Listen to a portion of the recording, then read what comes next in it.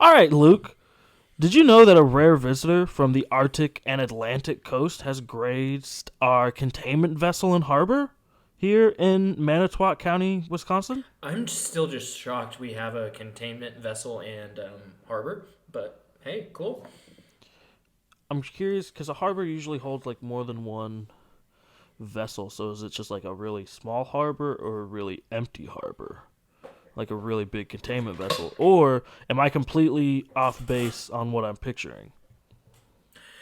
Yeah, I mean, Probably the it, last one. but because this is a Wisconsin harbor, right? So that doesn't sound like a big harbor, but This is the first time I've been in Wisconsin, so I didn't even know we had harbors. I wasn't even sure I was part of we until I got here.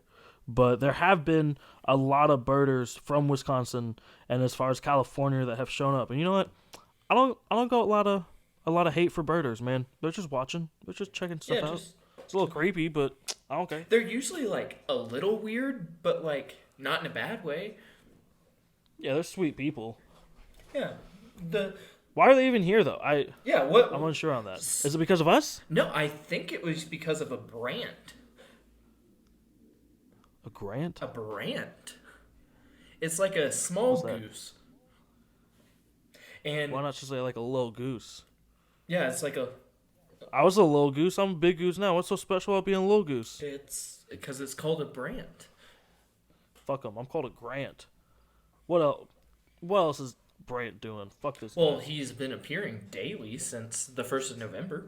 So that's pretty cool. Have you been appearing daily since the 1st of November?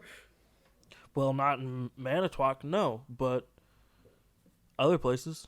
Imagine if that was the standard. You just have to show up once a day and be seen. I mean, it kind of like pretty much is in anything. Yeah, true enough. But yeah, this brant was found and it had been shot, but it was still somehow able to fly.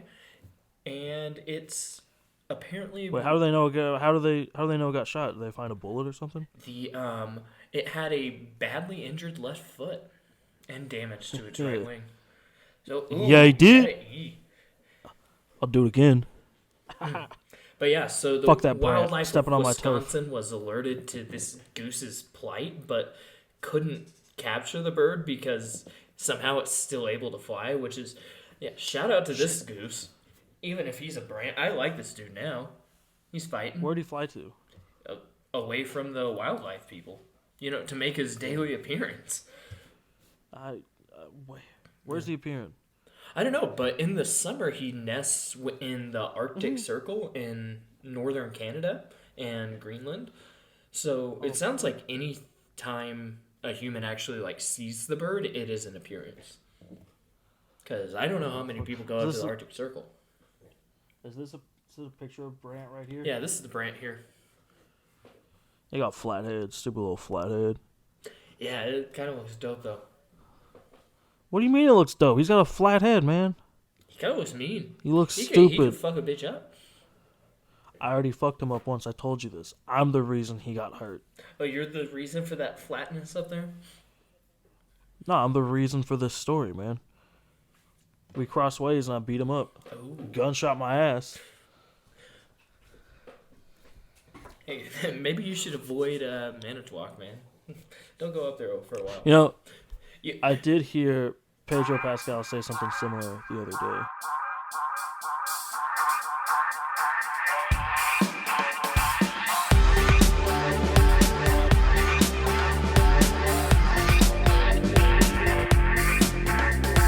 Welcome to the Unruly Geese podcast. Quack, quack, quack, quack, quack, quack, quack, quack.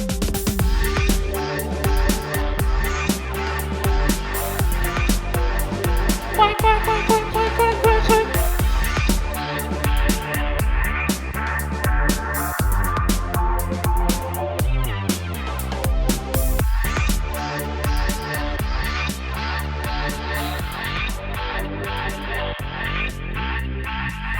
So, Grant, this weekend is a big weekend in the college football world. We have 4 championship games and then some other like minor conference championship games as well. I am Yeah, but I mean, how many of those really matter, not. right? Yeah, Like, I mean it's not a like ton. what the MAC, the American, the Pac-12. Split FBS football, but that's another story for another day. So what games do we have this week coming up? Starting Well, at off least in the the big ones, I morning, should say. we have Iowa State and OU. That's in Jerry World at Dallas. At that Ooh. same time is Ohio State and Northwestern. That is in Indianapolis. Then at 2, we have Notre Dame Clemson, the rematch.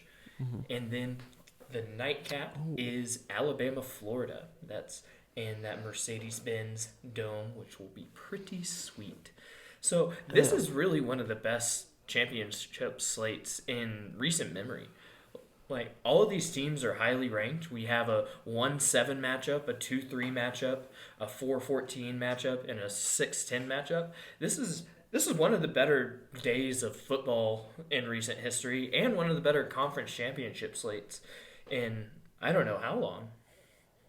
Yeah, I mean, if not for Northwestern, it'd be all 4 games would have two top 10 teams playing each other. So that's a pretty big deal. I mean, Northwestern still is number 14, so that's not like they're fucking dragging their knuckles behind everybody. I think they have a real chance to beat Ohio State there. I mean, to me, it's travesty Ohio State's even playing in that game to begin with, though. But anyway, I do agree with you overall that this is one of the more exciting years. Like, especially the games themselves, I feel like the SEC game, Florida maybe has a chance to beat Alabama, but the Big 12 game, the ACC game, the Big 10 game, I think those will all be pretty competitive, too. Yeah, I agree. There are some crazy lines like Ohio State's favored by 20, Clemson by 10, and then Bama by 17. So I think Bama's the most realistic spread here. It's going to be Yeah. interesting to see what Northwestern does to stop Justin Fields, but hopefully they could put the ball in the end zone because Ohio State can't stop anyone, which is interesting because this year is also the best defensive matchup the Big 12 has seen for a while. Dude, it's insane. Yeah, because OU, what we ended up with a defense that could pull in. I think it was like 2 turnovers by the end of the season, along with holding people to a lot of point or to a little points, a lot. As well as, I mean, Iowa State, they've been, as Big 12 fans, we know this, but they've been making gains for the last few years, and that's definitely paid off. And even if this year they end at like a 5, or say they lose to us, they end at like an 8 or a 9.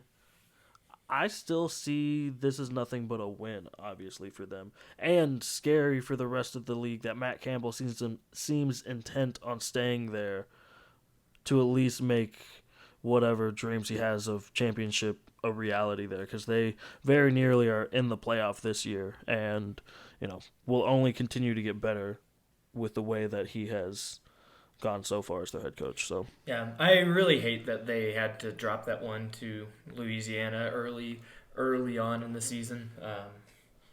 If they were planning for this to go into the playoff, that I would love that for them.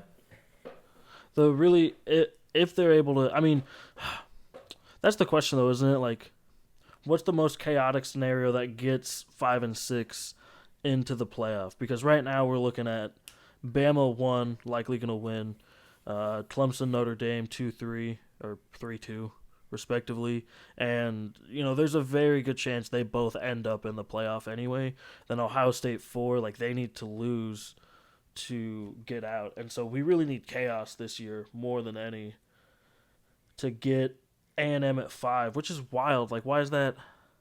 How is that not Florida? I know that was a terrible loss, Well, A&M but beat Florida head to head. Oh, they did? Yeah, Oh, I didn't know that. That's dumb. That's wild. See? I don't know what don't. football I don't is. think it was too close either. I think it was by a couple touchdowns. But yeah, I don't think Florida has a chance. Yeah. It, Even if they win, they need A&M to lose, Iowa State to lose, Ohio State to lose, and then Clemson to lose to maybe squeeze into the 4 slot at that point. or the 3 slot.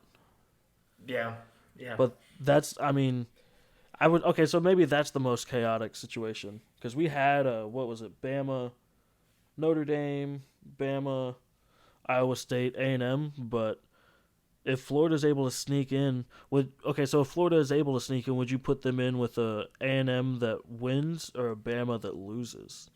I think if anything, the committee has shown us it's going to be a Bama that A loses. Bama. Yeah, I agree. Yeah, they've done it before. They'll do it again. Texas A&M lost at Bama 52-24 the week before they beat Florida 41-38. Interesting. So I In light of new information, I my thoughts have changed slightly.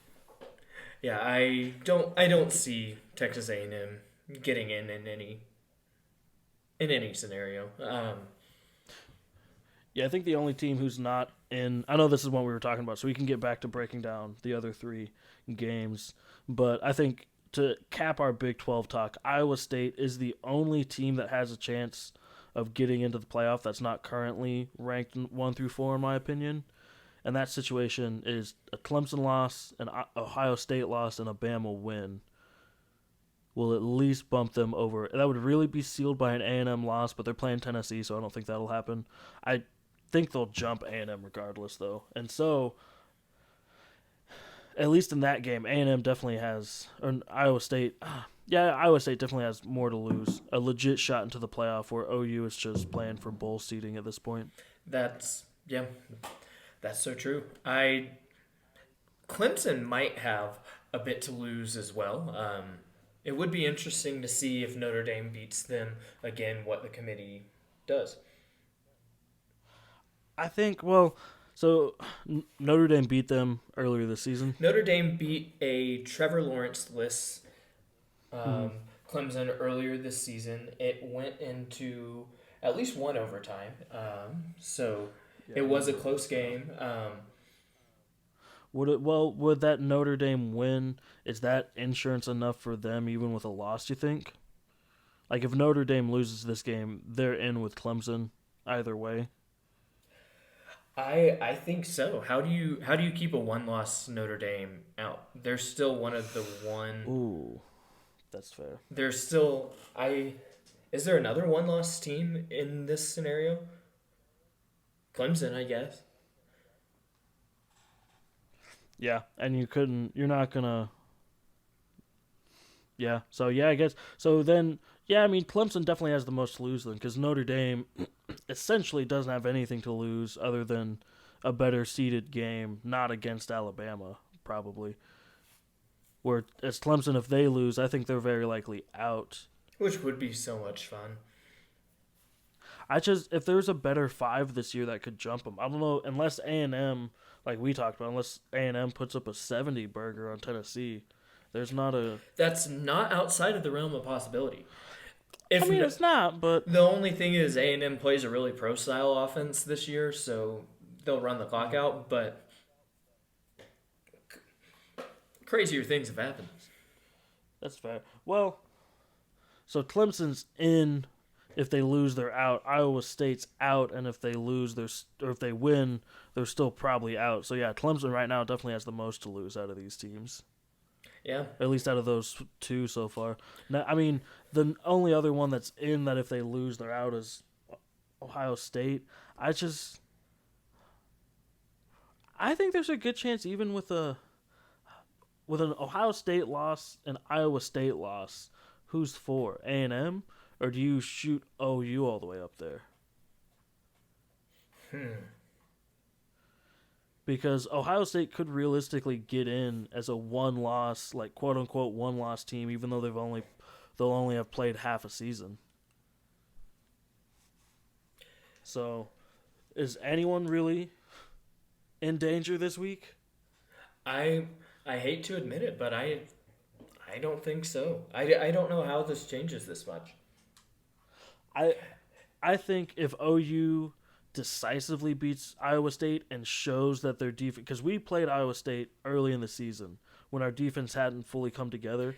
So if we can show decisively that there's a change in the team from then to now, and Ohio State loses, I think then OU's the only team who could go in. I think Iowa State would jump Ohio State if they I don't know. lost, What about a one-loss Big Ten champion Northwestern though? they're just I mean, Their I'm one here loss for is it, to but Michigan State by 9 a couple weeks ago. what would their final? So are you coming off the top rope saying that Northwestern has something to lose here? No, I'm just saying if What? OU wins and Northwestern wins and then Bama wins and Clemson Notre Dame is close enough to where they're both in and it comes down to a conference championship discussion. What about undefeated USC? Good one. Good okay, one. so Ohio State with a loss will get jumped by Iowa State for sure. Everyone else, so Ohio State really is a toss up on if they're gonna lose something or not with a loss. Yeah. At least for me, I still think Clemson has the more for sure. You'll be out if you lose out of the four. I will say, I think the thing that would make me the most mad after this weekend would be a Bama win, a close Notre Dame Clemson, an Ohio State loss, and then Ohio State goes in. See, I agree, except for you forgot about the A&M of it all. The worst possible scenario from Sunday afternoon is looking down the barrel of a Alabama, Notre Dame, Clemson, A&M Final Four. I don't know if I would hate that actually, because I know what would happen to A&M. I know what we would have to sit through. But that would mean a Notre Dame Clemson at the Rose Bowl, which is definitely the game that should be played there. Alabama would take the Sugar Bowl and just kill A&M. And then they would shut up on Twitter for the rest of eternity. No matter what the score is, if Notre Dame and Clemson are both going in, they're going to be 2-4 or 1-3 or 1. Yeah, they're not going to be 2-3 or 1-4. They're not going to do Notre Dame Clemson near the end of the season, Notre Dame Clemson to end the season, first game of the playoffs is Notre Dame Clemson, just to get to it. That's the situation where I'd be okay with them fudging the seeding to get the better matchups, but all I'm saying is that Texas A&M's maroon jerseys don't belong anywhere near a Rose Bowl ever. Oh, you're so right. I don't know, man. I picked Clemson as the most to lose, and I will move on to the next topic because now I'm just sad.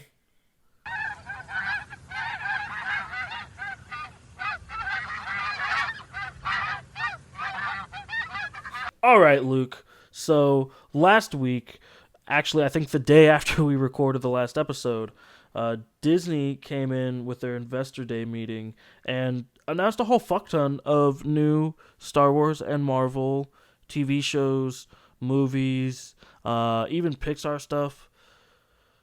That Buzz Lightyear. It is crazy how much Cars they series, announce. Dude. Anyway, and so we obviously want to talk about it, but there's so much that we had to break it down. So today we're going to talk about the Star Wars and Marvel's series specifically, and we're going to focus probably a little bit more on the Star Wars ones just because there's so many new ones. And I'm going to go ahead and get us started off right off the top. I think the biggest new series reveal, at least to me, was Ahsoka. Coming off strong off The Mandalorian. Dude, and I mean, we really don't know much about this other than it's set in that same timeline when we met her in The Mandalorian, and it's still going to be Rosario Dawson. I did read that it is more of an event or a mini-series, so to me that tells me either this is a short term, her final thing, or going to be rolled.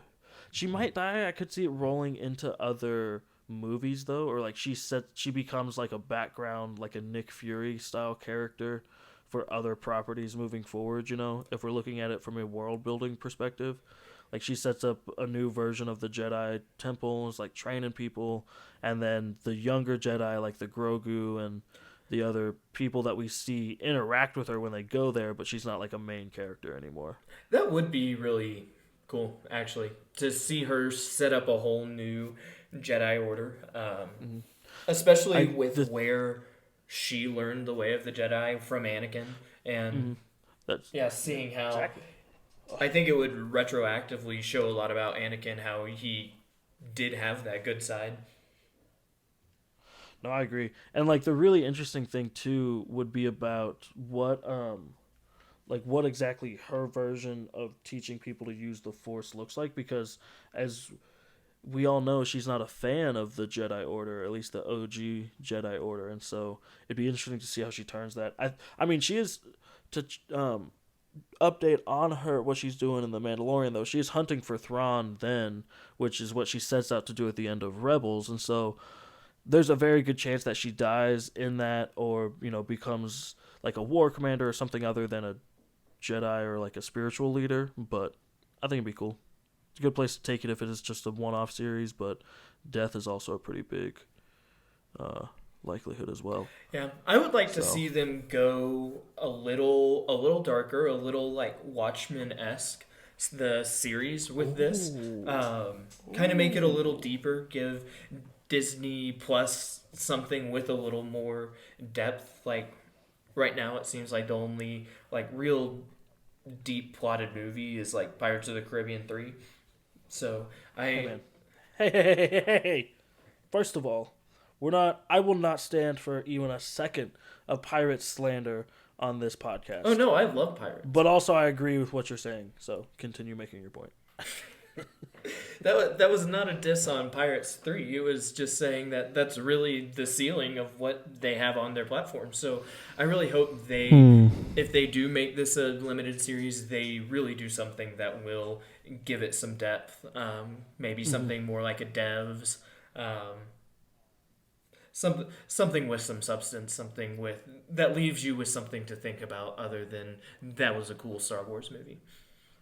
No, I think it definitely will. I mean, to me, if there's one character left to do it with that hasn't been explored, because we have Obi-Wan coming up as well, but for better or worse, I feel like his character's been explored a lot through comics, through books, through all the movies he's been in. Like Ahsoka is still the one character who, her timeline of her life matches up with the like open-ended nature of what's going on in the Star Wars universe during that time, and so it works really well to explore a darker, a more nuanced take on like the Force and how that interacts with the world. Just because that's also what her story has been about this entire time.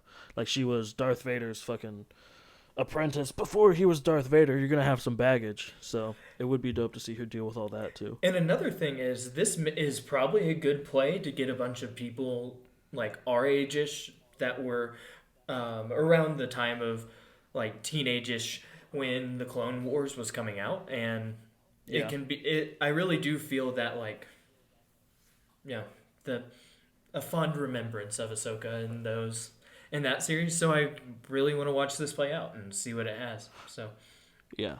No, I am 100% on board. And speaking of watching this play out, the other really interesting development when it comes to The Mandalorian, we're obviously getting season 3 that we know is set alongside Ahsoka, but set alongside both of these shows is also going to be the Rangers of the New Republic.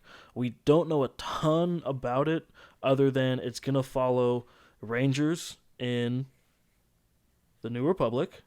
You guessed it. And basically so what we've it's seen like in the snakes on a Mandalorian plane. is kind of an example of that. Dude, I'd die for snakes on a plane in space. um but anyway, so like the Cara Dune, the people who recruit her, I think they're technically marshals. I think it'll be the Yeah. same role though, so that'll be interesting. It will intersect with future stories, so like Ahsoka, Mandalorian, whatever movies are coming out, and then quote unquote culminate into a climactic story event, whatever that means. It's going to be really interesting to see what they do with that. That makes it sound like it's going to be like an in-game esque episode, but I wonder if it's going to be an episode baked Hmm. into one of these series. Cause yeah, that it So would be interesting to watch them and watch them play out on social media. Like, okay, watch this episode and then this episode and then this episode, and jump back and Yeah, I forth mean that would be between like those. the. I feel like they could time that and do something really cool with it on social media. No, I agree. I mean that would be like the CW route too, where it's like we have a basically 2.5 hour long movie adaptation of this comic book storyline, but you catch it by watching the Flash on Tuesday, the Arrow on Wednesday, Legends of Tomorrow on Thursday. Like they could do the same thing. I could also see it being though like Ahsoka, because Ahsoka will also, if she finds Thrawn, she'll pick up stories from Rebels, which ends with some young Jedi going out and do their thing, and so those characters could also be aged up to, fit whatever future movies and stories they're trying to tell. So I could also see like that climactic story event being like the series ends with a Infinity War style cliffhanger that's then picked up in a movie that like represents, because it's the New Republic, so we know when it ends. So it either has to be like some secret civil war we don't know about, or it just ends with the Starkiller Base incident. Mm-hmm. Yeah, it would be I don't cool know. to see them roll this into the next trilogy that D&D will not touch ever. You know what else I'm excited for though is Ewan Tell McGregor me. and Hayden Yes. Christensen and Obi-Wan. We don't know too much about this one either. Kathleen Kennedy said it will be the rematch of the century, so that's interesting. What's going to be the rematch here? Is I mean, I think. See, it's interesting because you look back at A New Hope, and I'm pretty sure that they don't explicitly mention like a specific time they dueled, just that they have dueled in the past. And so I'm curious. I guess the problem will be if Vader discovers Obi-Wan on Tatooine, what is going to stop him from discovering his son 10, or I guess 5 years earlier than he's supposed to? Because he technically doesn't know about Luke until A New Hope, but if the show is set 10 years after Revenge of the Sith, then whatever rematch Obi-Wan and Vader have would have to be off Tatooine. I do think this is going to be a show that's off Tatooine. Luke's like what, 18, God, I would 20 hope so. when in A New Hope. So they have like 8 years. And with how old Ben Kenobi is in Episode 4, which I know you can't base it off that, but it Yeah. it seems like a good bit of time passes. So I think they can totally do something off Tatooine before this happens. Um, I'm just curious, like, I guess I'm curious. I'm really interested in it. Will it, I at first thought it would flesh out the Maul Kenobi dynamic, but that was kind of already done a little bit in the animated series, and so now that we know it's Vader, like, I don't know. I don't have a ton of great cohesive thoughts on it, just because it's, to me, feels so open ended.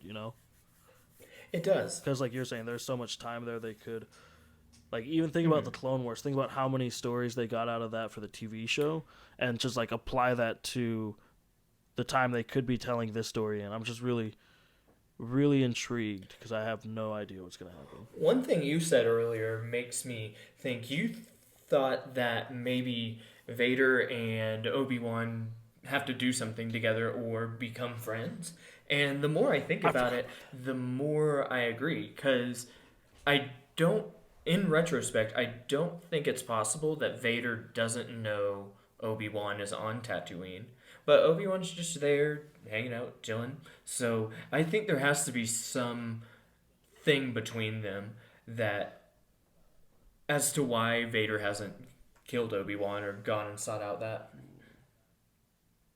well, I mean, in the most basic sense, like Obi-Wan outplayed Vader, and now Vader is limited by his mechanical body in what he can pull off in battle. Even though we see him tear up those rebel soldiers in Rogue One. Like he's still pretty limited compared to like a full-fledged Jedi, and Obi-Wan has only continued to get stronger. So if I disagree that he knew but he was on Tatooine, I would agree that he knew he was out there, but specifically didn't go after him because he knew that he would get his shit kicked in without Palpatine, and Palpatine wouldn't want to provoke the Jedi either, in my opinion. So I guess all they that to did say, have some I other do things going on as well, like building an empire. That's got to be a little tough. building the Death Star. Yeah. Nah, I do think I'm trying to decide what it would be like. It can't be. It could be Ahsoka, like some story we don't know about them coming back together. It would be really interesting to me to finally see, because we've seen Ahsoka in live action, so like she has crossed over into the live action Star Wars universe. She exists, but it would be really interesting to see Hayden Christensen and Ewan McGregor's live action, like Obi-Wan and Anakin, both interacting with and acknowledging Ahsoka as, because obviously she, whether or not she was planned to be in the movies originally, she didn't show up until after the prequels had been made and sent out. Like she didn't show up in Clone Wars until after that. So it's just we've never seen them acknowledge her presence or anything. Yeah, you know what I'm also. But beyond that, like in? I don't know what could bring them together. So I don't know. I'm really interested to see what they do with Hayden Christensen, because it's like it's Vader. So right? Is it going to be like a bunch of introspective scenes of him like getting his helmet polished and stuff? It could be that. I mean, it could be like. Are we gonna have a bunch of Force Anakin? I was gonna say. I think it'll be communication between Vader and Obi-Wan that will catch Hayden the most in. I think they'll be communicating through the Force, and that's when we'll hear Hayden Christensen's voice. I know that in the Revenge of the Sith, I read in an interview back when that came out about how he did wear the suit with platforms. So like he may be covered and might just be Vader, but he could be the physical performer for Vader, which would be kind of cool. And then I'm sure the mask is going to come off at least once. So, we'll see what's underneath. But I had that same thought too. Like unless they're intent on not bringing James Earl Jones back and just putting some filters on Homeboy's voice, then I don't know how they'll do it. It would be funny to see them in this with a bit about Anakin not liking his own voice and then switching to James Earl Jones's. He just has like an actual like voice changer in. That'd be good shit. Yeah, like gets a droid to put it in. Give me the dark and foreboding voice. Dude, that's funny as fuck. Okay, that's my new theory. It'll be Anakin talking through the vocoder up until the end, and he's like, "Fuck this voice," and then he changes it to James Earl Jones. Yeah, that's how it'll end. Yeah, it's growth, character development. I like that for Darth Vader. Anywho, Andor is another series that's coming out, and it's going to be a nail-biting spy thriller set to arrive in 2022. It's going to be kind of based around that crew from Rogue One, with a pretty great supporting cast with one of the Skarsgårds. Don't know which one, but yeah, Stellan. I think that's That's not it. The dad. No, it's the dad. It's the scientist from the MCU. Mamma Mia, one of the dads in that. I mean, this seems interesting. I'm sure it'll be good. I loved Rogue One the most out of like the recent Star Wars stuff we got. I think that was the best Star Wars movie. That and Solo are pretty tied, but I think Rogue One is it's so beautiful. So if it continues that high standard of being gorgeous and delivers like a interesting story along in its own right, Rogue One was good. It was an interesting story. It was kind of an addendum to A New Hope in a lot of ways. So it'll be interesting to see what happens with this being its own thing. I'm not all that interested. I'm not all that like swayed one way or another by this one personally. Diego Luna is a fantastic actor, and that was a really cool character. But I think we probably saw the most interesting part of his life when he gave it to help take down the Empire. So Yeah, I agree. I and that's not to talk shit. That came off a little like toxic, but it's the gif like, where it's like I would like to see it. That's my reaction to this. I just want to know more. It could be super dumb. It could be really cool. I think whether or not it'll be for me, I think it'll be good. Like I think it'll be well made and interesting, like a good thriller. I just don't know if it'll be my flavor or not. Yeah, yeah. Something I think that will be my flavor, absolutely, though, is my boy Donald Glover returning to reprise his role as a young Lando Calrissian in Lando. I'm sold. That's yeah. basically all we know, other than the, I guess, showrunner is Justin Simeon, the creator of Dear White People, which I think will provide. And he's a huge Star Wars fan, so to add that as well, it's not like his only credential is Dear White People, but I think that it'll add a interesting dynamic to that story. When it comes to exactly what story they're telling, we have no idea. So it could pick up post Solo, and I don't know. I mean, I don't know. If it did, would you want to see? I want as much Aiden Donald Glover Aldrich as Lando Calrissian as Disney will give me. Well, obviously. Do you want to see the young Han Solo with him, though? Or would you want this to be like a Lando, he's off doing his own thing? I want like, him, would you want like, it to pick in up and as, out. like, Solo 2? Okay. Yeah, like a cameo here and there. Give it some nostalgia, but let it be Donald Glover's own thing. I think there's a good chance this ends up being like The Mandalorian is with its story, and the greater story that Lando the series will tell is the Darth Maul, Kira, Han Solo story that we catch at the end of Solo. I think it'll move that along in the background, but then Lando will just be like his calm, cool, collected self, just kind of like floating through it all, Do we know and then mostly going on side adventures. Do we know if Emilia Clarke is coming back? That's the thing is, if they are going to do that, they probably wouldn't say it outright unless the show itself is just going to be like, yeah, this is basically Solo 2. So, they haven't said anything other than, I don't know if they've even absolutely confirmed that Donald Glover's going to be back, because I didn't see that on the Lucasfilm website, but I would assume he is. So, which I did see Disney Plus got like most of those actors to tweet something, which is another crazy thing I want to tangent on for a bit. Just the overall production on social media, on Twitter, was huge, and I can't believe they put that all together. It must have taken weeks. I mean, I'm really impressed. It definitely used full advantage of everything that the pandemic has taught us about. We may not be able to fill fucking convention centers with this anymore, but we can get a coordinated media assault just through our own. Like I felt like the varieties, the Hollywood Reporters, the deadlines were playing catch up the entire time because Disney was just rolling out one after another. So and it still was like a 3-hour long thread.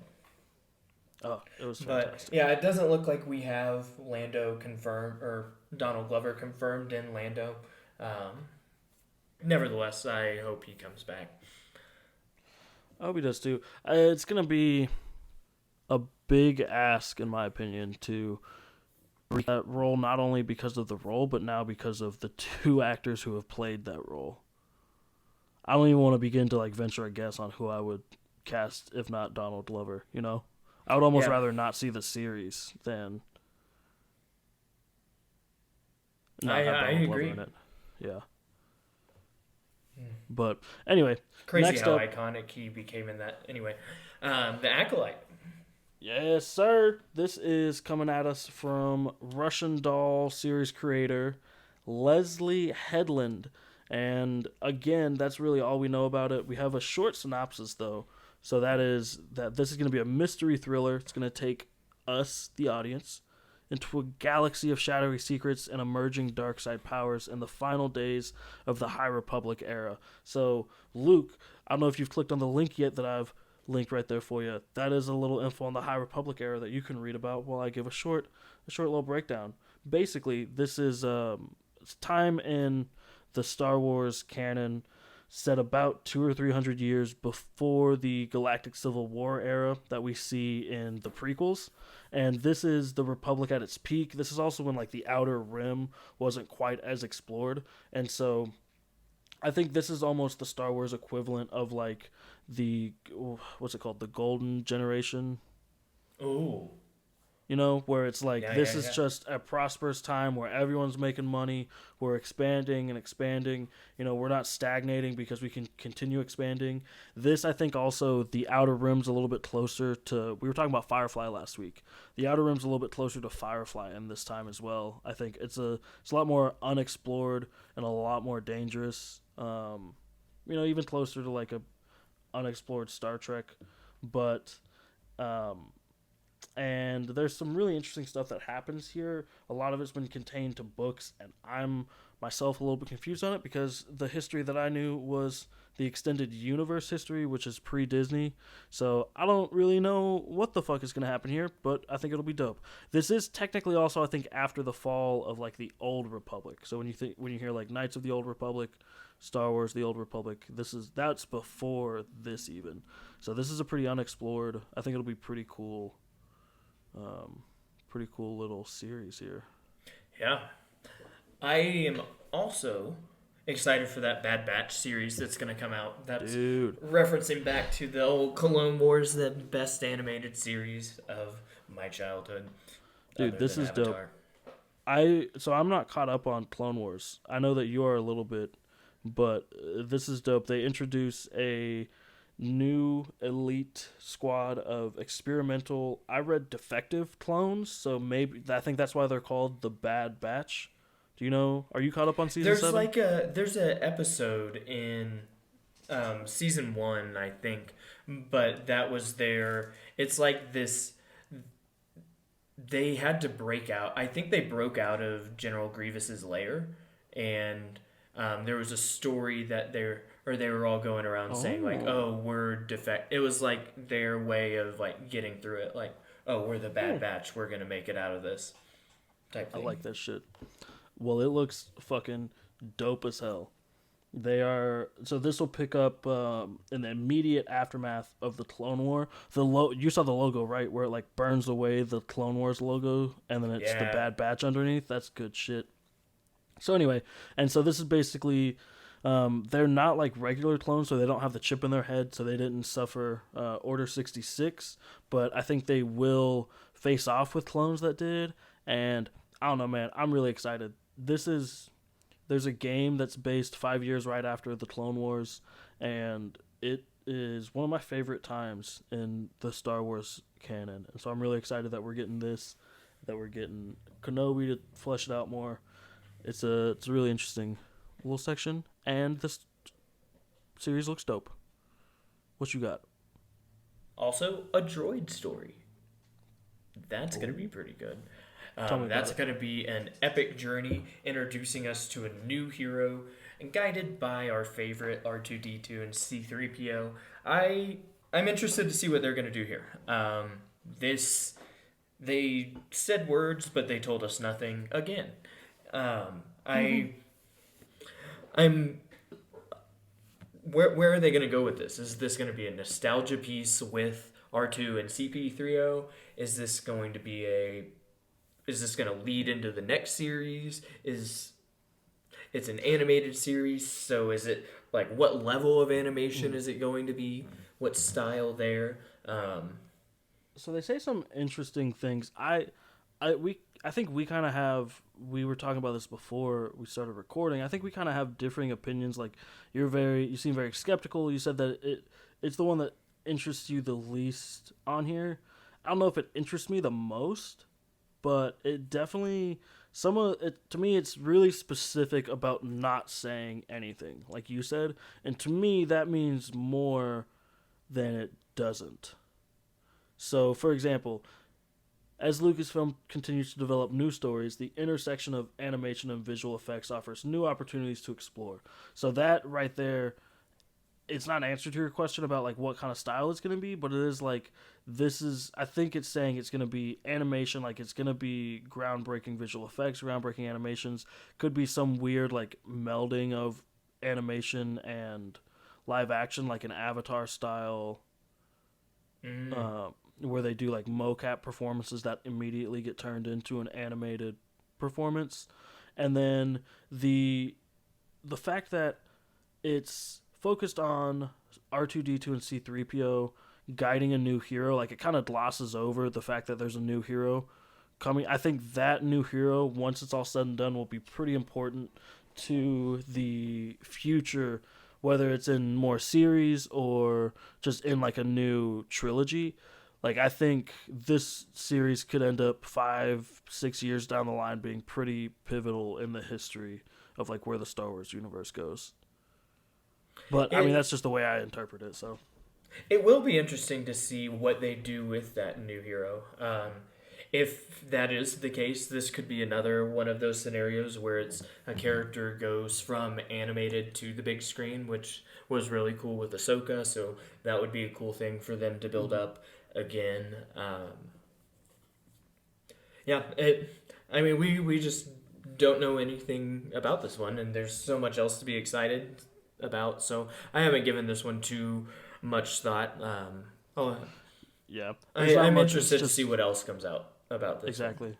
It's so open ended that even if it's something cool, there's no reason to go back and forth over it now, just because we don't fucking know anything. But last up, and without a doubt, one of the coolest, if not the most like awe-inspiring Star Wars property on here is Star Wars Visions. So this is gonna be a series of 10 animated short films celebrating Star Wars through the lens of the world's best anime creators. This is gonna be so cool. Yeah, this is gonna be fucking dope, dude.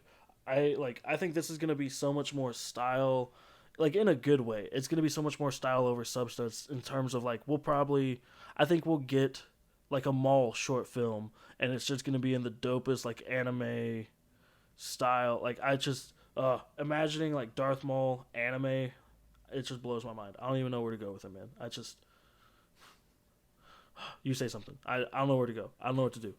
Yeah, it's gonna be crazy to see where they go, and that's one of the cool things about them bringing this anime style into this is it's a new style, so you can do whatever you want to do with that. So I think it would be cool to see a more like day-to-day Star Wars type anthology, like one of those episodes about that where it's like all centered on like maybe Coruscant and someone that's not too important and some of the shenanigans that happen there.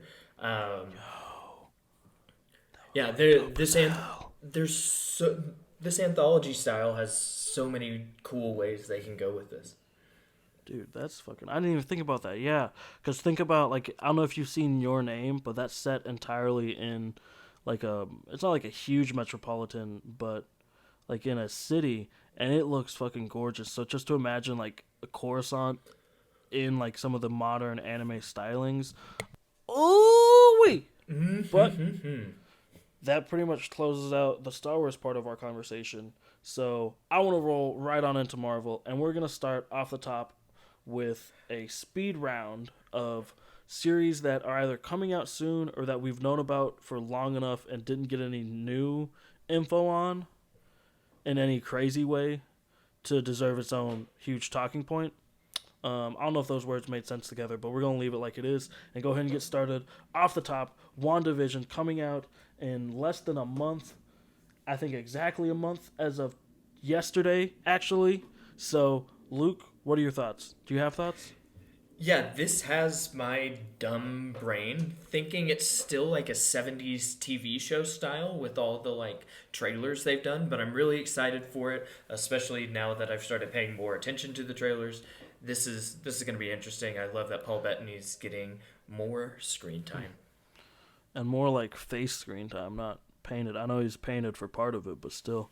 But no, I'm I'm just most curious about how long, like, the big conflict of this one is basically around, like, Wanda's mind is getting fucked with, and, like, how long can they string along the, like, will they jump from sitcom generation to generation in one episode? Will they do that, like, first episode is 50s, 60s, 70s, 80s, 90s, up to today, and then have, like, 3 episodes dealing with what's happening, like, in the real world? I don't know. I'm very excited as well, but I'm just super intrigued. It is in a roundabout way going to end up being the first Phase 4 property we get since Black Widow has been pushed so far, and it is going. I mean, it's going to set the stage for this next phase, which, continuing our speed round, will roll right into. Actually, it's an 8-episode series. I want to make this point because it's really smart.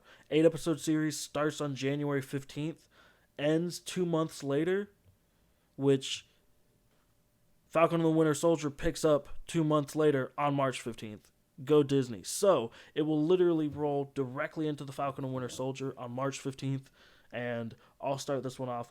I'm excited for it. It looks like Captain America without Captain America, which isn't a bad thing. It's just like, it's a Marvel action movie. I really like the suits, the designs, and I'm really intrigued by how this one is going to set the stage for, like, the like the more earthly threat, because, like, WandaVision is definitely going to be an otherworldly threat in my mind, whereas this one will be establishing, like, the earthly, we're the bad guys. Yeah, it's been kind of a while since we've had one of those earthly movies. I guess I wouldn't even kind of Ant-Man 2, but that's still kind of otherworldly. I really hope this ends up being more of a, like, Iron Man 2 or, like, Captain America and like style movie where it's like back to the good old days of Marvel, and we're not thinking too big, but it's still a really exciting, entertaining action movie. I think the biggest we'll get is, like, Russia, still dealing with the fallout from all that, but I'm trying to think, like, I don't think there'll be any huge. I know there was that pandemic plotline we were talking about at one point, but, you know. They were this was gonna take place during a pandemic, and then they had to reshoot it starting a couple months ago. Wild, Crazy. But you know what else is crazy? Or oh my god, what? We were gonna use the same transition. Hit me, Loki. All right, Loki. This is gonna bro. Be a good one. It is just like, it looks so pretty even in trailers. And then you throw in some Owen Wilson, and it's just like, I don't even care about the rest. And then there's still the rest of the trailer to watch, which turns out I did care about because it was cool as hell. Yeah. Turns out the biggest winner of this whole Disney Plus announcement is Owen Wilson. This role in Loki, that whole Lightning McQueen, like, road tripping through the United States with Mater series. Dude, I'm still Those floored. are both going to be awesome, and yeah, good for Owen Wilson. The world needs more Owen Wilson.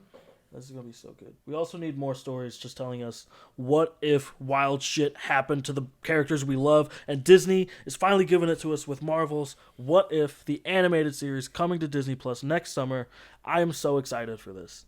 I think it's going to be a little goofy, a little, rough around the edges. The animation style is cool. I think it might grate on me after, like, an episode or two, but I will love every second of it. So the concept here, right, is we're doing things like, what if Peggy got the injection instead of Steve Rogers?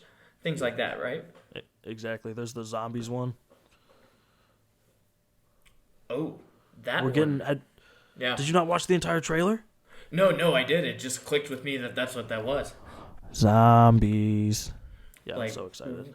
What if Peter Quill was T'Challa? That one will be interesting. A lot of cool stuff here. And then I would really like to see this become a multi-season thing, and then them pick up some ideas off the internet. I know this first one is kind of based on some comics. I'd really like to see them crowdsource this, because people are going to have crazy good ideas off this, and counterpoint, they're also going to have crazy bad ideas, but I agree with you. If not off the internet, then definitely inspiration from fan feedback, and just fucking call up like Quentin Tarantino and be like, "Yo, dog, why don't you come write an episode about what if Quentin Tarantino wrote an episode of Marvel's What If series?" Yo, that would be the best way to do it because Right? I want Tarantino to do like a serialized thing, whether it's Star Wars or Marvel or what have you, but I don't want Tarantino 10 to be that. So, Yeah. yeah. I don't want him to have like greater control on the universe at large, but I do want him to have full creative control for his universe when he makes his movie. And so, Marvel's What If, Disney, call Tarantino. You're doing zombies. You're not afraid of violence, so come on, show up. But anyway, the last item on our speed round list is the Hawkeye series. So this is a little bit different than the other ones because it doesn't have a release date. It's actually, not as far along as some of the series we're about to talk about. It's just, nothing new came to this. We know that Haley Steinfeld is going to play Kate Bishop Hawkeye, who is a young Hawkeye that gets trained by Jeremy Renner's Clip Barton's Hawkeye to be the new Hawkeye. This is going to be different from... This is not his daughter, who we saw him training and referring to as Hawkeye in Endgame. This is a whole other character who has, like, similar, if not the same, like, higher level of understanding about putting stuff where she wants it to go. Grant, I have one question for you. What's up? Do you think we're going to get a Haley Steinfeld song for this series? Do you think she's going to sing at any point? I'm not going to lie to you, man. I'm a stan. And so if she does, I'm going to bump it. I got a big old fat crush on her, and I'm actually really impressed with the stuff she's put out so far. Oh, no doubt, no doubt. I'm just hoping we get a song. Oh, okay. Then yeah, no, 100% hoping we get a song. Yeah, like maybe her like up in a nest, like about to snipe someone all alone, and getting over some issue. Yeah, in song. What if overcoming she's getting the conflict over boys? of the show? What if they show like she's good at shooting arrows, but can she avoid the arrow of Cupid's love?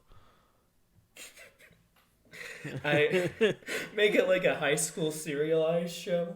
Exactly. I mean, she's gonna be in high school. I don't know how.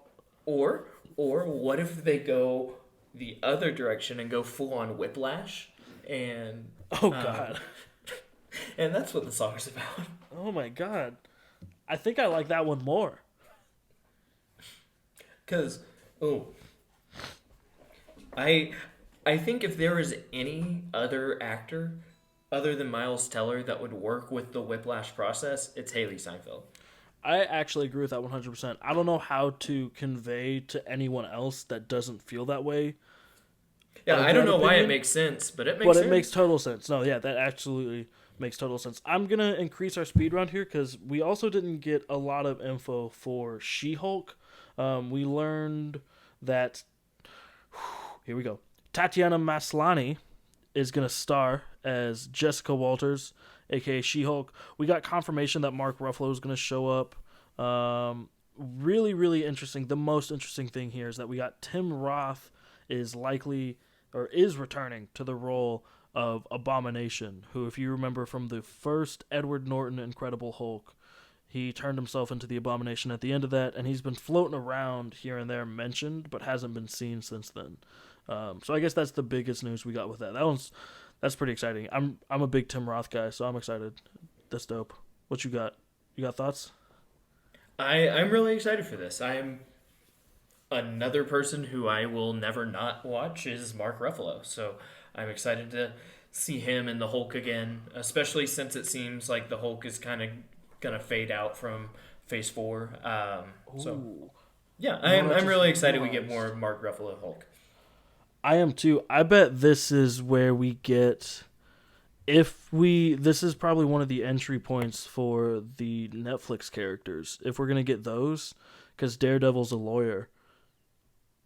Or Matt Murdock is a lawyer in those. You know what I'm talking about? Oh, yeah. Yeah. Okay.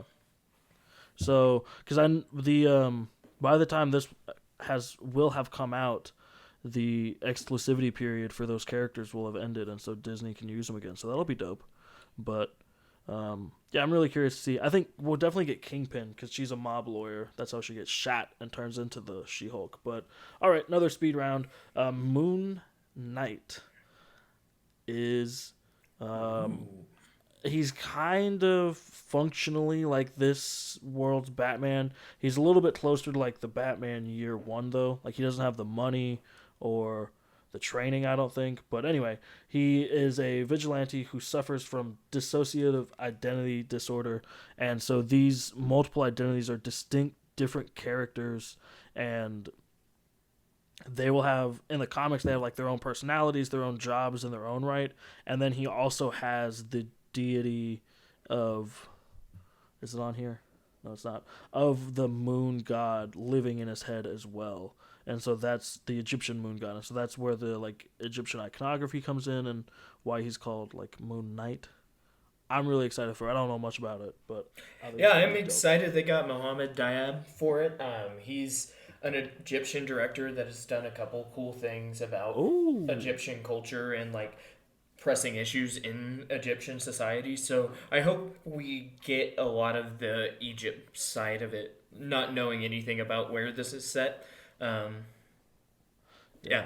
Yeah, dude, there's I'll have to look it up and send it to you, but there's this one Moon Knight that I've seen, Moon Knight graphic novel I've seen pictures of that has the coolest art style, and I really hope we get some of that in there. But last up on speed round, this is kind of a half and half speed round. We knew about this one going back to last year when we learned about She-Hulk and Moon Knight, but it's Miss Marvel. This follows the story of Kamala Khan, who's a 16-year-old Pakistani American growing up in Jersey City. She's actually a newer hero. She was introduced, I want to say in like 2011 in the comics. If not then definitely since the 21st century. And she's already been portrayed in multiple 2013.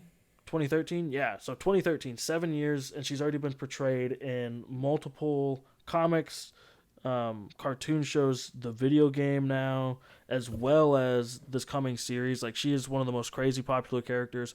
I'm a huge fan. She's a just like Captain America with a little bit more like spunk, like young Captain America who was still Mm. bright-eyed and bushy-tailed. She's kind of got like that attitude, and she's a huge Captain Marvel fan. That's where her name comes from. In Oh, I like that a lot. It's dope in the comics and in the game. Which even if you don't play it, I recommend you go through and watch the videos for it because they look good and it's a really good story. But in the game, she gets her powers from this Terrigen mist. I think that happens in the comics as well. So I'm curious though how she'll get her powers in the show here. She could help usher in like the mutants by having her a mutant gene unlocked or something like that, and they could roll her in to be part of the X-Men. I think that would be a little bit disservice to her history as a character, but I don't know. Could be dope. Could be dope. So Yeah. that, I Either mean, the way, rest of these, it's Marvel's first Muslim character. dude. No, that is true, and I'm excited. She's a beautiful character. Her family's beautiful in every version of it, and we need more. But that Yeah. finishes our speed round. So, I mean, the rest of this, as I look at it, is kind of going to be a speed round anyway because we don't know a ton. But going to pick us up with Ama Wolves. So yeah, this is what happens if Tony Stark's tech falls into the wrong hands. It is exciting because Don Cheadle is going to be in this as War Machine or James Rhodes. So this is going to be really cool. This is another way I think Marvel can go a little darker with a series and give it a little more depth, a little more of that adult age content. So this has been hashed out a little in Marvel things that have came out, so I'm excited to see what spin they put on it, because if they don't put a spin on it, I don't know what the ceiling of this is, and I think it's significantly lower after like Age of Ultron has already happened. No, I agree. It also feels like a redo at like Iron Man 2 storyline. Mm-hmm. Because I think that was based on Armor Wars as well. And so I guess, I don't know. I mean, it'll be dope. I'm really excited for Don Cheadle. Who was it? Terrence Howard was the first roadie. no disrespect, but I'm glad we're getting Don Cheadle back. I'm glad he's staying a part of the MCU post Endgame, and yeah, I'm curious. I think we'll likely get to see Sam Rockwell again as Justin Hammer from Iron Man 2. That was such a great character. I'm I glad it think he's only still got alive, one so movie. I it's a character I need in doses. So no, I agree. do I do feel we? like Yeah, this this is is a a good time for him to series, so show I back only up want to too. kind of like a Bob Odenkirk in Breaking Bad type characters. What I would like out of that. Yeah, But yeah, like you said, I just can't. Every time something else happens that Don Cheadle gets to be in, I can't help thinking of all the L's Terrence Howard is stringing together. Poor guy. I mean, yeah.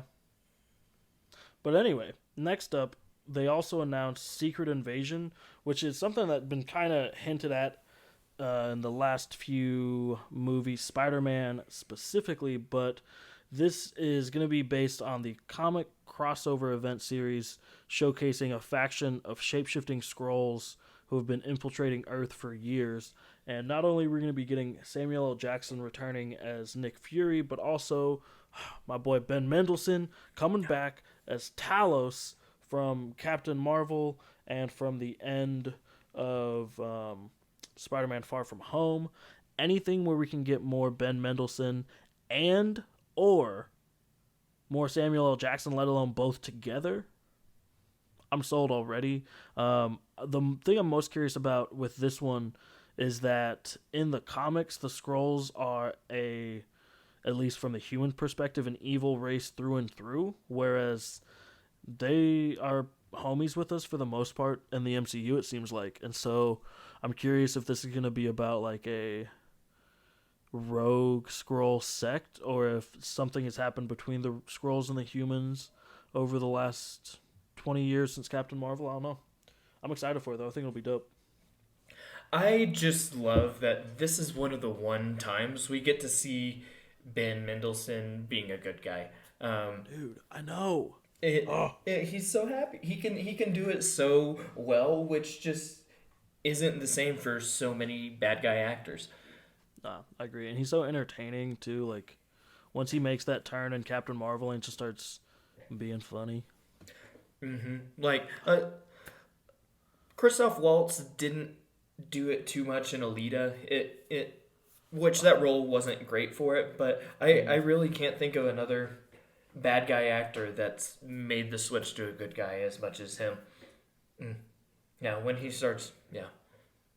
He is great in Captain Marvel. Dude, he is. Yeah, so I'm excited for that one, Secret Invasion. I kind of want this to be like a buddy cop with Samuel L. and Ben together, just like having to swap places, and Ben Mendelsohn being like, "Oh, I don't want to. This is your week," and then Samuel Fury like making up some excuse and like going and doing other Fury things, like the vacation or whatever. Mm-hmm. No, I like that. I hadn't thought about it, because I imagined it might be them on not opposing sides, but leading opposing, not opposing, but like parallel groups. But if they're together, that'd be dope as hell. Just buddy cop. Yeah, like play off that bit that's the post credit scene of Captain Marvel. The Ben Mendelsohn is Samuel L. Jackson. Oh. Yeah, Oh, he's shapeshifting. Yeah, like as, them, like him have teaching, it be telling like him some about bit his about life that. and stuff. Yeah. I like that. Damn. Okay, so what's next? We've got. Oh, okay. So I don't know a ton about this one, but I'm very excited. It's Ironheart. So this is about the inventor Riri Williams, who creates the most advanced suit of armor since Tony Stark. So basically, this young girl who's going to be played by Dominique Thorne, and the young girl's name in the show is Riri Williams. And in the comics, after Tony Stark dies, or basically to pick up his legacy, she builds her own Iron Man suit. And I think this will be dope as hell. Since they ran this line back in like 2011, I've been wanting to see it in live action, so I think it'll be cool as hell. So this is live action. Yes. Yeah. It should be. My understanding is that it is. I mean, either way, I think it'll be dope, even if it is animated. But this one should be live action. I don't know much about the story other than like I think it's mostly unconnected from Iron Man. Outside of Tony Stark, at one point becomes her suit AI. I know that, so Oh, that could be cool. Downey if that's the Jr. case. reprising. And I mean, that would be like the final version of the Iron Man role he always wanted, because he started like super physical and then just slowly like got more and more digital until it was like, yeah, he's in none of the suits, so then he doesn't have to do his stuff. So then he's just down to just a voice. But yeah, I mean, do you have any other baller thoughts? Yeah, I'm excited to see where it goes. Yeah. Well then, I am lastly, we've got 2 Guardians of the Galaxy properties. First up is going to be I Am Groot. That is what is this? This is a series of shorts. Okay, so I don't know if that means, I was confused by this one. I know that was a really terrible way to intro it, but I was actually really confused by this one. So it's a series, but it's going to be like, I think Pixar short length, I would assume, because it says series of shorts, right? I Am Groot. Okay. Well, not much to say here. It's going to be a little baby Groot, the seedling, with several new and unusual characters. So, I mean, I imagine like the vibes that you get from Pixar shorts. This might even be like what they play before Disney movies in theaters. Or Disney movies, Marvel movies in theaters. Pixar movies, yeah. I think this is just Disney rolling out their money printing machine and getting people to buy more Groot stuff, and I am still totally here for it. Exactly, yeah. This is just Disney being Disney. They're like, we got a cute small character, so let's monetize that shit. Hami? Yeah. Can't wait to see what they do with the Porgs from The Last Jedi next Investors Day. But the other thing we have is the Guardians of the Galaxy holiday special. It's a ragtag group of misfits that will be directed by James Gunn. So they had me sold. Then I don't need to know anything else on this one. Yeah, I think we get the whole Guardian cast back. Yeah, I think this is the perfect Marvel property to do a holiday special with, and I think it also just fits the vibe perfectly of the property. Like, not only, I don't know, it'll be goofy, it'll be fun, it'll be a nice little stopgap. I think we're getting this technically before Guardians 3, and if that's the case, then it'll be a nice check-in with the Guardians, who, I know we saw them in Endgame and Infinity War, but we haven't seen them since, 2017 when Guardians 2 came out. Yeah, and they weren't really in Endgame. They were they were more in Infinity War. They were definitely in Infinity War, but in Endgame they weren't really there all that much. I guess that's true. We got the scene at the end at least setting them up, so I do remember that. But other than that, there's not much. Since 2017, we haven't had them. Jeez. Yeah. So see, this will be nice. Whether it's before or after, we're getting more Guardians than we were before. So nice, fun. I hope they poke fun at the Star Wars holiday special, and everyone has a good time. You know, man. Oh yeah. And I wonder how long this one is going to be. Is it going to be like 30 minutes, an hour? To me, 15? it's got to be like 40 to an hour 20. It doesn't strike me as anything, because it's not worth it to be less than half an hour long just for the amount of work and money you're going to spend on it. I agree. But it's not going to be something that needs to be like movie length. Right. Yeah, I think it's going to sit there in that nice, 75-minute range, which we all know Chris Pratt can do. We all know Dave Bautista can do. Haven't really seen Bradley Cooper or Zoe Saldana in a TV show. We will also suffer no Bradley Cooper slander on this podcast. No pirates, no Bradley Cooper slander. No! But yeah, I don't know. Bradley Cooper. I was just saying we haven't seen him in a TV show, really. Yeah, I don't know. I don't think we have. I'm There scrolling was the back through Limitless his TV IMDb show, right but now. that wasn't him. I don't know. I'm excited for this. I'm excited for all of this. There's so fucking much. If you listen to us ramble about all of this, thank you. But I think it's time we fly south, Luke. Yep, I'm gonna head south. All right, Wings up. wings up.